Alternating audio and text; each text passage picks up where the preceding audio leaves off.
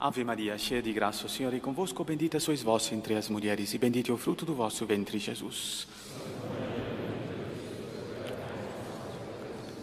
Agora é a hora de nossa morte. Queiram sentar-se, por favor.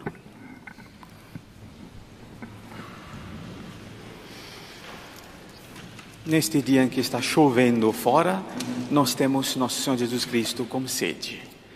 Sede. E nós vamos notar 3 tipos de sede. Vamos prestar atenção. Nós temos um diálogo lindíssimo, lindíssimo.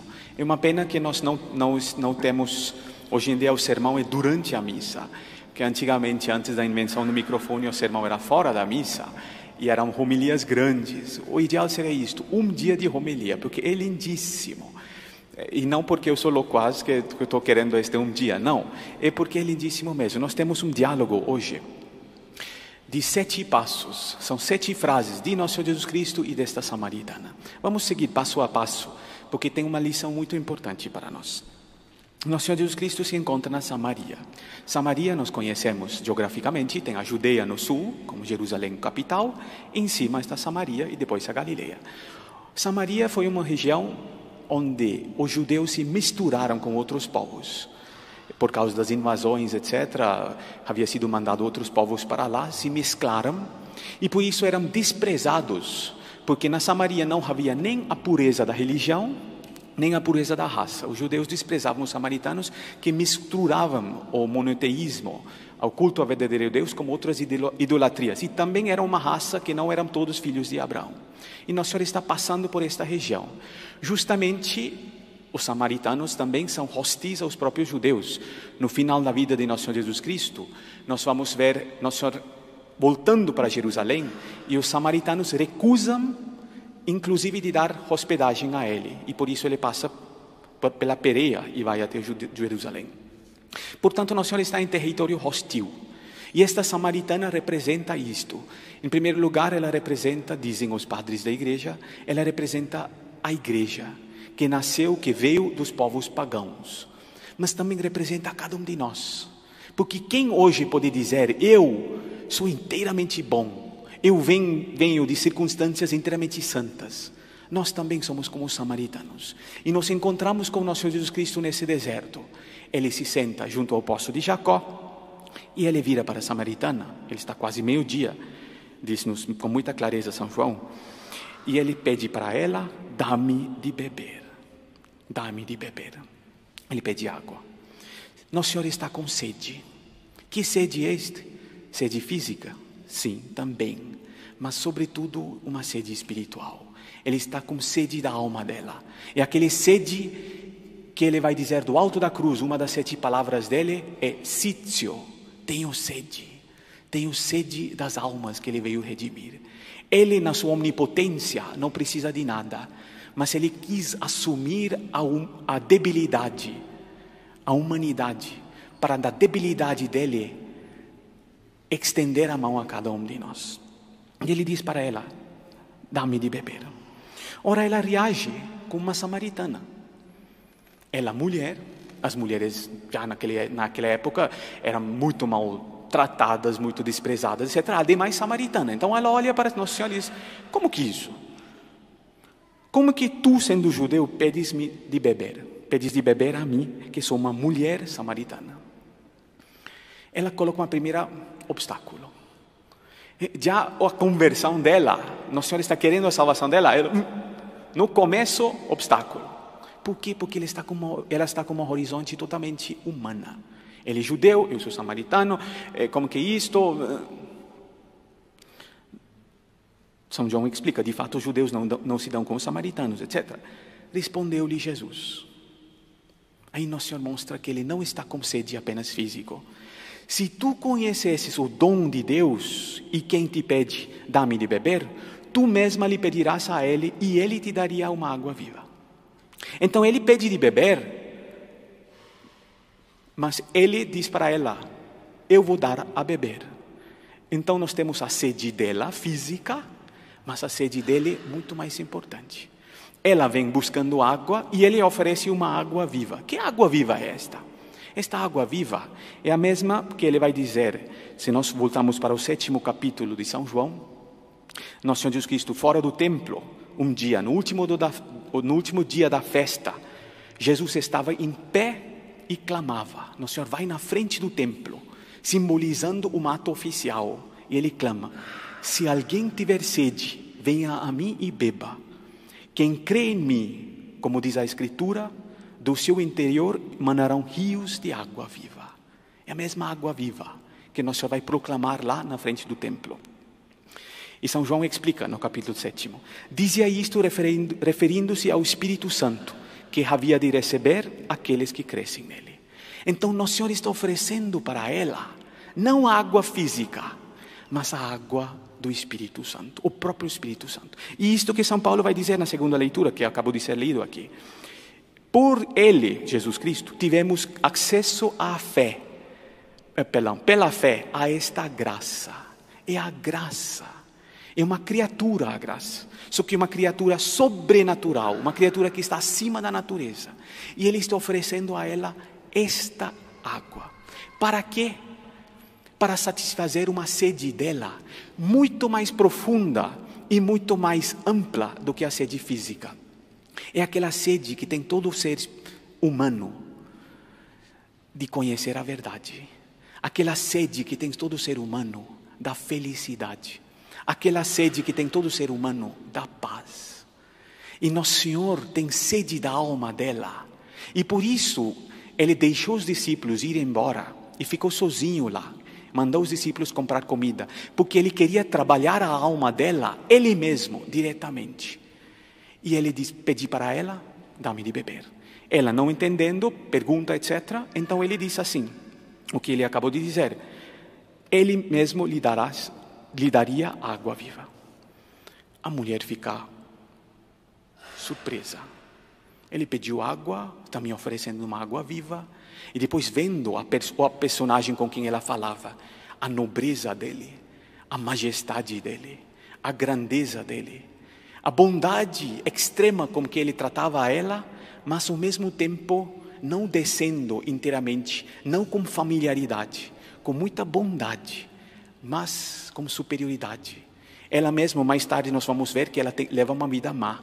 Ela tratou com muitos homens, e eles trataram a ela de outras maneiras. Ele não. Tratou com muita bondade, mas com uma distância diferente dos outros. Então ela responde: Senhor. Na primeira fase ela diz tu. Agora já passou para Senhor.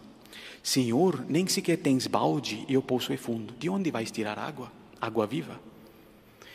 Ela já subiu no conceito a respeito dele. Por mais que ainda tenha um conceito humano. Ela fala de água viva, mas não entende muito bem, então um poço, etc., como que isso? E ela continua: por acaso és maior do que nosso pai Jacó? Então já estou comparando a ele com o patriarca Jacó. Os samaritanos, os que viviam nesta região, justamente, como eu disse no começo, eles se comparavam com os judeus, rivalizavam-se contra os judeus, e consideravam que eles tinham uma verdadeira religião porque os patriarcas tinham mandado mais por aquela região. Então ali se situa o apóstolo de Jacó. E então eles dizem que são descendentes de Jacó. Por enquanto não chegou o momento, então nosso Senhor Jesus Cristo não vai colocar os pingos nos is neste momento. Ele vai ainda tentar elevar a ela mais. Ele diz, sem desprezar Jacó, ele continua: todo aquele que bebe desta água terá sede de novo. Mas quem beber da água que eu lhe darei, esse nunca mais terá sede. E a mesma coisa que nós vimos no capítulo 7 de São João. Então ele oferece uma água que nunca mais vai dar sede. Aí sim, ela morde a isca por inteiro. E aí nós vemos como nosso Senhor Jesus Cristo, com muita bondade, com muita suavidade, e passo a passo, vai atraindo a ela. Então ela morde a isca e diz: Senhor, mais uma vez, Senhor, dá-me desta água, para que eu não tenha mais sede, nem tenha de vir aqui para beber. Pronto, nós estamos no meio da conversa.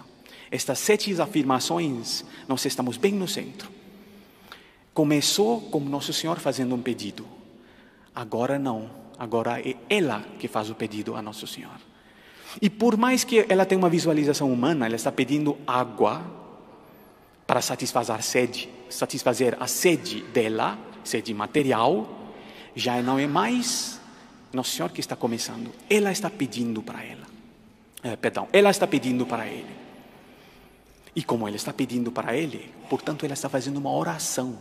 Veja como é importante a oração. Ainda quando a pessoa pede coisas erradas, pede coisas materiais, pede coisas secundárias, não importa. Basta buscar a Deus, porque Deus é bom.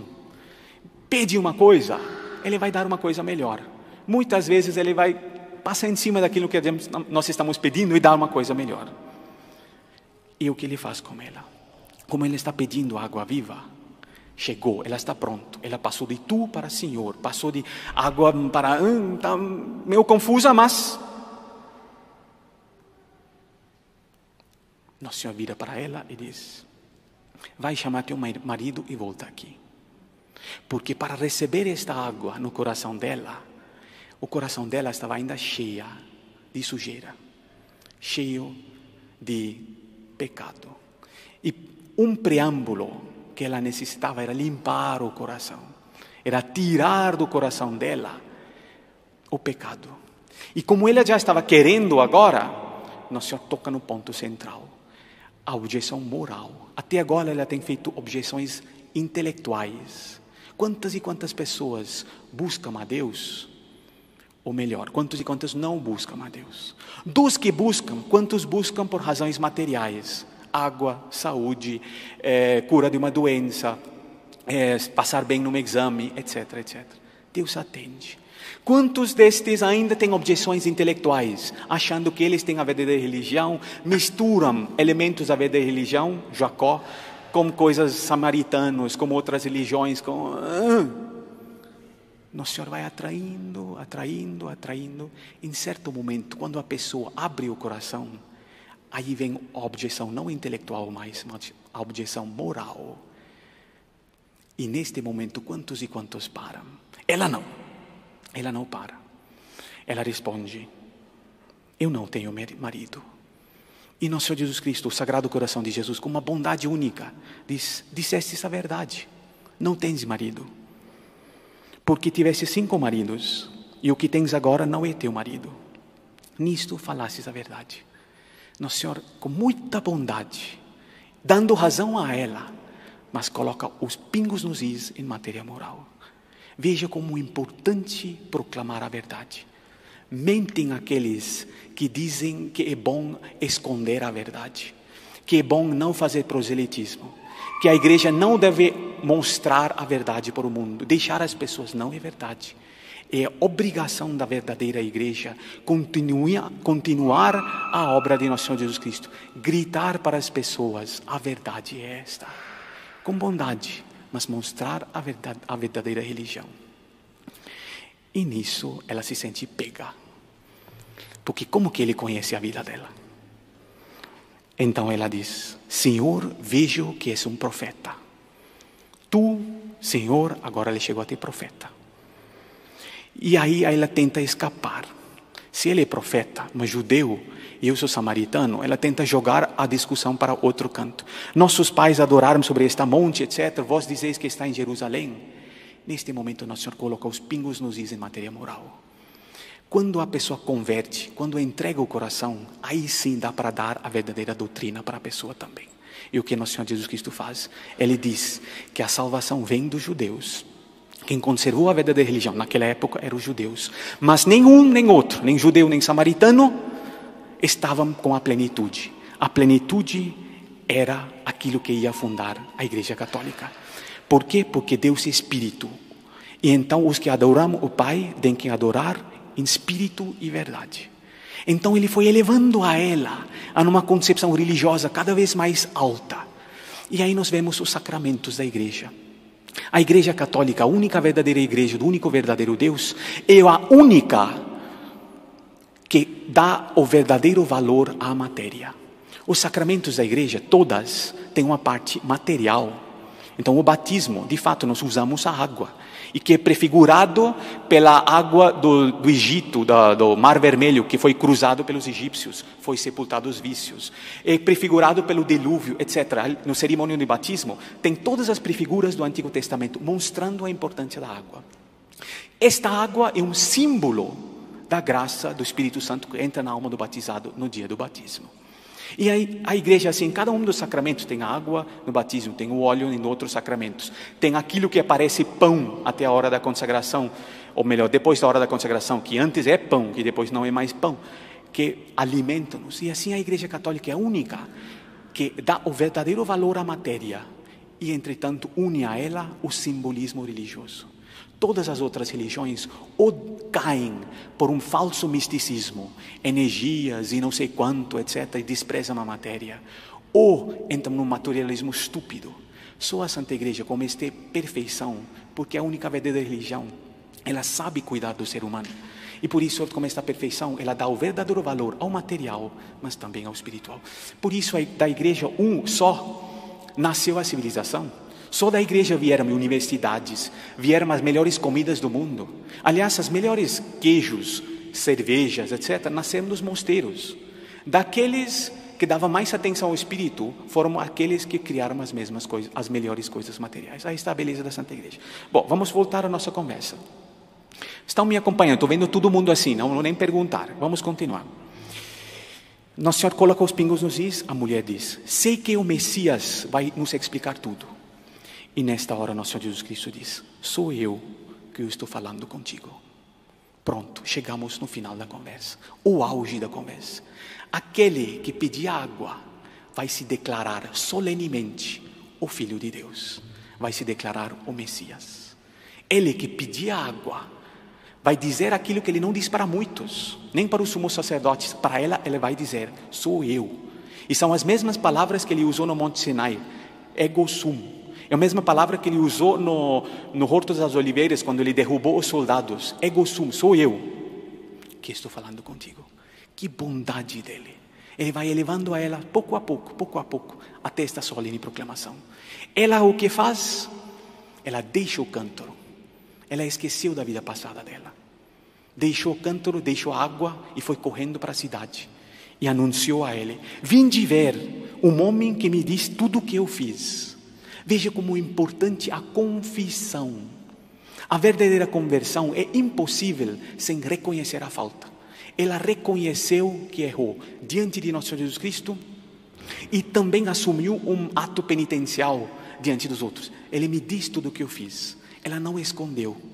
Ela não tentou dizer: não, isso não é pecado, é tudo bem. Não, reconheceu, bateu no peito.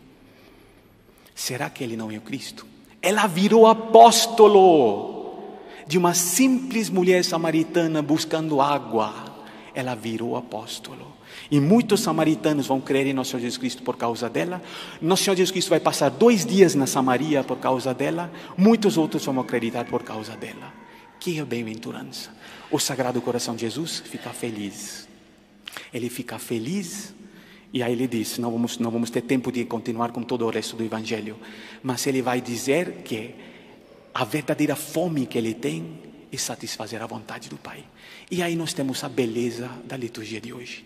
3 sedes: sede física, sede de Deus para nos salvar e sede nossa para a felicidade.